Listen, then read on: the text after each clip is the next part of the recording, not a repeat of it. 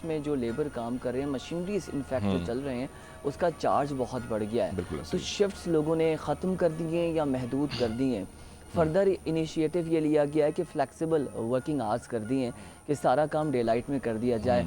Sir आप क्या समझते हैं, और ख़ास तौर पे टेक्सटाइल जैसी इंडस्ट्री है उसमें तो बहुत ज़्यादा हमें एनर्जी रिक्वायर्ड होती है, और टेक्सटाइल इंडस्ट्री का हमेशा से यही बात की जा रही होती है कि जो रेट है टैरिफ का, बिजली का, वो कम किया जाए, ख़ास तौर पे कमर्शियल पॉइंट ऑफ व्यू से।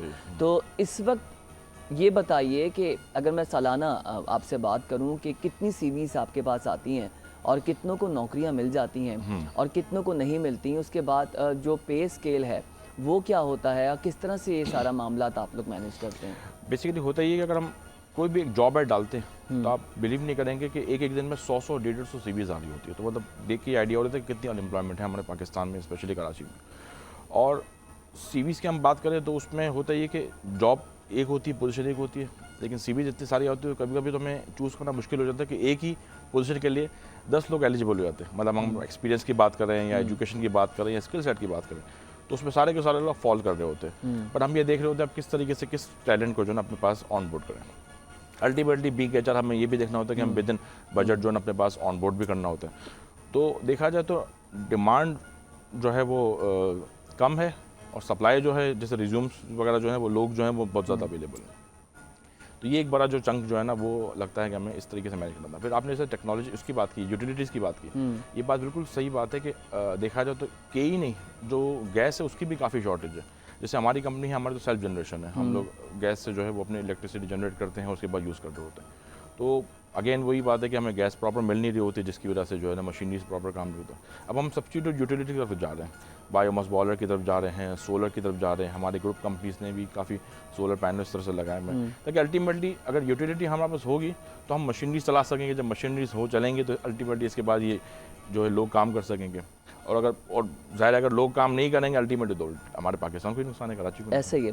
अच्छा सर, एक चीज़ मुझे आपसे जाननी है, क्योंकि आप एचआर देख रहे हैं, सीवीज यहाँ पर हमारे बड़े अच्छे टैलेंटेड बॉयज़ एंड गर्ल्स हैं, हमारा जो रिसोर्स है वो बहुत माशाल्लाह तालीमी याफ्ता है, स्किलफुल भी है, लेकिन कहीं ना कहीं वो लैग कर जाता है अपनी प्रेजेंटेशन में, in terms of paper presentation, जिसको सीवी कहा जाता है, कि उनको समझ नहीं आता बनानी क्या है और क्या इन्फॉर्मेशन देनी है, क्या नहीं देनी, कौन सी बात लिखनी है, कौन सी नहीं लिखनी।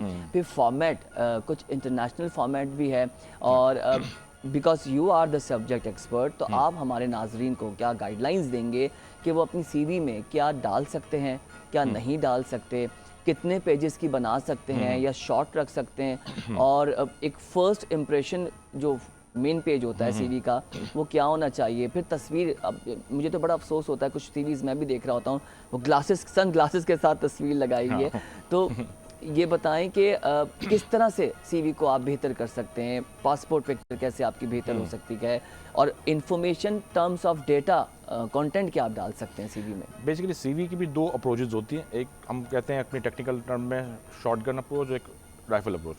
शॉटगन में ये होता है कि आपने सिंपल एक रिज्यूम सिर्फ बना ली, चाहे 1 पेज की बनाई या 2 पेज की बनाई, और जो राइफल अप्रोच हो तो उसमें आपको कवरिंग लेटर भी ऐड करना पड़ता है, तो उसको हम कहते हैं। तो कवरिंग लेटर में तो कहता हूँ कि कवरिंग लेटर सबसे पहले इंपॉर्टेंट होता है, वो एक शॉर्ट समरी होती है पूरे आपके करियर की। Who are you?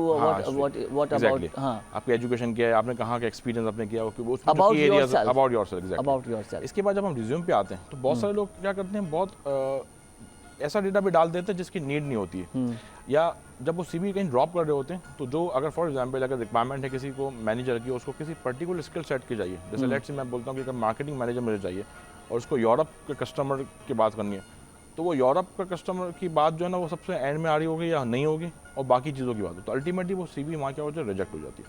तो पहले तो जो भी कैंडिडेट होता है उसको ये समझना चाहिए कि जो कंपनी में रिक्वायरमेंट है पोजीशन की, उसके हिसाब से अपनी सीवी को डिज़ाइन भी करे, वो करे। और कुछ लोग अपनी जर्नल बनाते हैं सीवी जो सब जगह फ्लोट भी करे।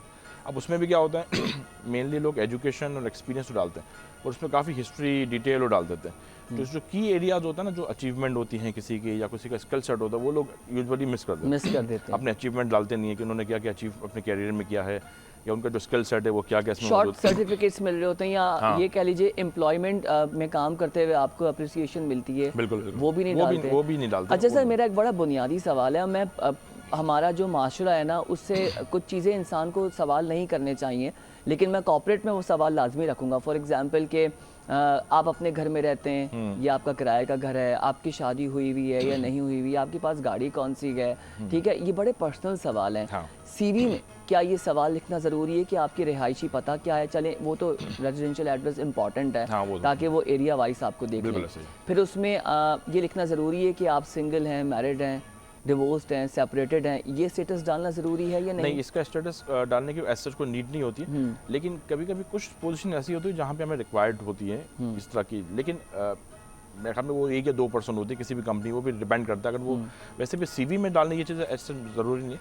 अगर आप अपनी सीवी ड्रॉप करते हो, वहाँ पे इंटरव्यू की कॉल आती है, तो वो खुद ही अपना एम्प्लॉयमेंट फॉर्म में फिल करवा रहे होते हैं। जैसे अगर हमारे पास कोई एम्प्लॉय आता है, तो हम उससे फिर उसकी जो हिस्ट्री ले रहे होते हैं, जैसे कि वो मैरिड है नहीं है, इसके अलावा कंपनियां तो ये देखती डिपेंडेंसी का गेम है ना। अगर कोई Exactly. मैरिड होगा तो डेफिनेटली फिर पर्क्स एंड बेनिफिट में उसको सपोर्ट करना पड़ेगा in terms of insurance and all, right. तो एक पॉइंट ऑफ व्यू से ये कॉस्ट point भी है। इफेक्टिव हो सकता Cost है effective। कंपनी इनिशियली जो पॉलिसी रखती है। लेकिन कुछ लोग होते हैं कि जैसे हम ये देखते हैं कि कुछ लोग मैरिड होते हैं जिनके ऊपर रिस्पॉन्सिबिलिटीज होती है, तो मुझे लगता है यार ये लॉन्ग टर्म बंदा जो है ना वो रह जाएगा। आई गॉट इट इस तरह से तो लोग ये इस तंग ये भी करेगा।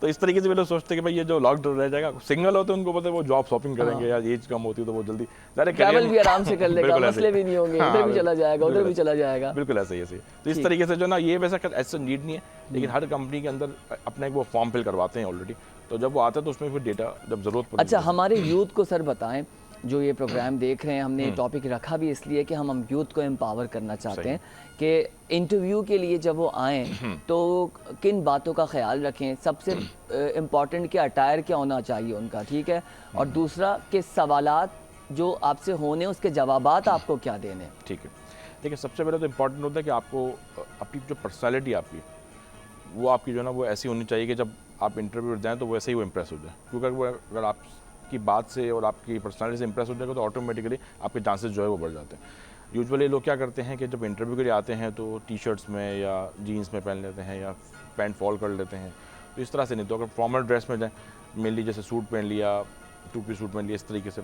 और आपके मेनली जो यूजुअली जो इंटरव्यूअर होता है उसकी पहली नज़र जो है ना वो शूज़ पे जाती है कि भाई वो शूज़ जो है ना वो देखते हैं कि भाई अगर पूरा उसने पर्सनालिटी अच्छी है लेकिन शूज़ क्लीन नहीं है तो नफासत का ताल्लुक ही कहते हैं ना, आपके शूज़, हाँ, आपके नाखून और आपके बाल देखे जाते हैं कि आप कितनी क्लीन है। बिल्कुल ऐसे।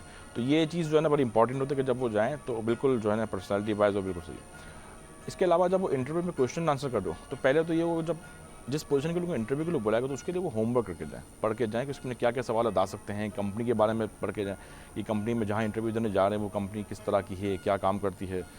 और जब वो सवाल जो आप करें तो उसके फिर आंसर उस हिसाब से वो देते हैं। अगर कोई आंसर नहीं आता तो वो क्लियरली रिफ्यूज़ करते हैं कि भाई ये आंसर मुझे नहीं आता या इसको पास करते हैं।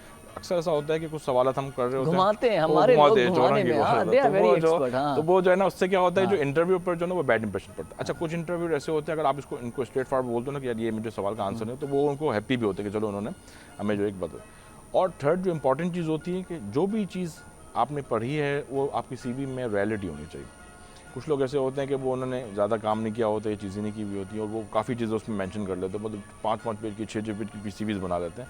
पर वो जब इंटरव्यू देने के लिए आते हैं तो वो फिर हमें पता चलता है कि भाई ये तो अच्छा, एक सवाल है बड़ा अच्छा कि इंटरव्यू के लिए कोई जाता है, 2 सवाल तो लाजमी किए जाते हैं। तो आप अपने बारे में बताइए, लोग बता देते हैं, जैसे भी बताते हैं कौन है, कहाँ से आए हैं, वो उसमें पकड़ लेते हैं कि रिसोर्स कहाँ की है। दूसरा सवाल जो बड़ा मुझे ऑकवर्ड लगता है, पता नहीं क्यों कंपनीज करती हैं, हम भी जब कहीं पैनल में बैठते हैं तो हमें भी कहा जाता है किया जाए, वो सवाल है कि हम आपको अगर रखें तो क्यों रखें, ठीक है। दूसरा सवाल होता है कि अगर आपको रख लेंगे तो आप क्या वैल्यू ऐड करेंगे हमारी कंपनी में। भाई डांस थोड़ी करेंगे आगे, काम ही करेंगे। तो मुझे आप ये बताइए 2 सवाल क्यों डिज़ाइन किए जाते हैं, इनका पर्पस क्या है और इससे जो HR है वो क्या निकलवाना चाहता है रिसोर्स से। बेसिकली होता ये कि इसको जो हम लोग जो क्वेश्चन करते हैं वो थोड़ा सा रिफ्रेश कर लेते हैं कि आप आने वाले अपने 5 साल में 10 साल में आपको कहाँ देखते हैं। बेसिकली हम देखना ये चाहते हैं कि जो कैंडिडेट हमारे पास ऑन बोर्ड हो रहा है उसका माइंडसेट यही है कि बस अभी जॉब लेके ग्रैब करके काम ही करना है या उसका कोई विजन भी आगे जाकर। सारे कंपनी का भी अपने विजन होता है, उसके हिसाब से ड्राइव कर रही होती है। फिर हम क्या करते हैं उसके विजन को और कंपनी के विजन को मैच करने की कोशिश करते हैं कि ये हमारे विजन के हिसाब से बेस्ट फिट हो सकता है कि नहीं हो सकता। लेट्स से एक एम्प्लॉय आता है, अगर वो कुछ एग्जीक्यूटिव लेवल पर है तो हमें ये कहता है कि भाई 5 ईयर्स बाद मैं अपने आप को मैनेजर देखता हूँ, तो हम बोलते भाई ठीक है, तुम अगर अपने आपको मैनेजर देखते हो तो कैसे, हाउ पार्ट भी बताओ, सिर्फ ये नहीं बताओ कि क्या करना है, कैसे करना है ये भी बताओ। तो वो बताते कि भाई मैं ये एजुकेशन लूँगा, अगर फॉर एग्जाम्पल कोई ग्रेजुएट है तो वो बोले मैं मास्टर्स करूँगा, अगर कोई एक स्किल सेट है वो बोले मैं 2 स्किल से और जो है ना उसको करूँगा, इस तरीके से काम में ये चीज़ें करूँगा। तो अल्टीमेटली हमें पता चल जाता है कि ये बंदा, इसका विजन क्या है। और साथ ही साथ हम ये देखते हैं कि अगर एक हमें नीड है किसी भी पोजीशन की, वो एम्प्लॉय तो हमारे पास आ जाता है, चलो ठीक है हमारी नीड पूरी है, लेकिन वो वैल्यू एड क्या कर सकते हैं, मतलब ऐसा तो नहीं है कि वो दो, मुझे लगता है किसी ना किसी तरीके से ये इम्पोर्टेंट भी है। मैं तो खैर आपसे मजाक में भी सवाल कर रहा था, लेकिन ये इससे ये पता लग जाता है कि आप विजन क्या रखते हो अपनी सेल्फ ग्रोथ के लिए। और मैं हमेशा एक बात सबसे कहता हूँ, और आप भी इसको सेकंड लाजमी करेंगे, कि आप अपनी जब सेल्फ ग्रोथ की खुद ही बात करोगे, ऑर्गेनाइजेशन की ग्रोथ खुद ही होगी। क्योंकि जब आप अपनी ग्रोथ का सोचोगे तो आप डेफिनेटली फर्म को फायदा पहुंचाओगे, और जब फर्म को फायदा होगा तो डेफिनेटली आपको भी फायदा होगा। अच्छा सर, अब मुझे एक और सवाल आपसे करना है कि सीवीज में हम एक तो हॉबीज काफी अरसे से चला हुआ आ रहा है, ये बहुत आउटडेटेड हो चुका है। और आपने अभी सोशल मीडिया पे मीम भी देखा होगा कि किसी ने लिखा कि जी डांसिंग मेरी सीवी है और सामने बंदा जो है डांस कर रहा है। तो ये सब हमने अब निकालना, एक्सक्लूड कर रहे हैं हम आहिस्ता आहिस्ता, चीजें बड़ी फास्ट हो गई हैं। दूसरा सर मुझे ये बताएं कि लिंक्डइन प्रोफाइलिंग कितनी इंपॉर्टेंट है फॉर द नेटवर्किंग के। एक फोरम पे हम बैठे हुए थे जहाँ पर ये बात कम्युनिकेट हुई कि सोशल मीडिया बहुत इंपॉर्टेंट है, ख़ास तौर पे हमारे लोग जहाँ पर जॉब्स ढूंढ रहे होते हैं, यहाँ वहाँ की गूगल पे वेबसाइट या थर्ड पार्टी एप्लीकेशन पे, उनको लिंक्डइन का पता ही नहीं है। फेसबुक बड़ा एक्टिव होगा उनका, डीपी भी लगी हुई होगी, स्टेटस भी जाए, वो बड़ा एक्टिव होगा सुबह शाम, लेकिन उनको लिंक्डइन का कुछ पता वहाँ पर नहीं है। फिर किसी ने ये भी कहा कि जी फेसबुक की दोस्ती छोड़ो, जो लिंक्डइन की नेटवर्किंग दोस्ती है ये फ़ायदा पहुँचाएगी। लिंक्डइन प्रोफाइलिंग कितनी इंपॉर्टेंट है एम्प्लॉय के लिए? मैं कहता हूँ कि लिंक्डइन में तो आप समझ कि पूरे ऑल ओवर द वर्ल्ड सारे लोग उसमें मौजूद होते हैं, बट अनफॉर्चुनेटली हमारे यहाँ पे लिंक्डइन भी अब जो है फेसबुक की तरह यूज़ हो रहा है। जिस तरीके से फेसबुक पे हम अपने डीपी तो पर्सनल चीज़ें डाल रहे हो तो वो लिंक्डइन भी डाल रहे हो, तो वो लोगों को अवॉइड करना चाहिए। लिंक्डइन से मैं कहता हूँ कि जितने भी इंटरनेशनल लोग हैं वहाँ मौजूद भी होते हैं, वहाँ पे लर्निंग भी मिल जाती है। इनफैक्ट अगर हम अपनी बात करें तो हमने भी लिंक्डइन में ही एक दूसरे से बात बिल्कुल ऐसा ही है। तो इस तरह से क्या होता है, प्रोफेशनल नेटवर्क जो है ना वो वहीं से जो है वो हमारे मैं सर पिछले 8 साल से यूज़ कर रहा हूँ, मेरी तो नेटवर्किंग जो कॉर्पोरेट नेटवर्किंग है वो सारी लिंक्डइन से हो रही होती है। और इनफैक्ट हम लोग भी अगर हम लोग जॉब हंटिंग कर रहे होते हैं, क्या सॉरी जॉब हंटिंग बोला, वो जो सीवीज वगैरह जो हंट कर रहे होते हैं, तो उसमें यही होता है कि वो हम लिंक्डइन के थ्रू जो है ना वो काफ़ी प्रोफाइल जो है वो निकाल देते हैं, क्योंकि उससे पता लग जाता है रिसोर्स का माइंडसेट क्या है, वो प्रोफाइलिंग से ही अंदाज़ा हो जाता है। हाँ। और अब तो इतना एसेंशियल हो गया है, मैं कुछ MNCs की वेबसाइट्स देख रहा था तो उन्होंने एसेंशियल कर दिया है कि आप अपना इंस्टाग्राम लाजमी डालें, फेसबुक लाजमी डालें, लिंक्डइन और ट्विटर लाजमी डालें।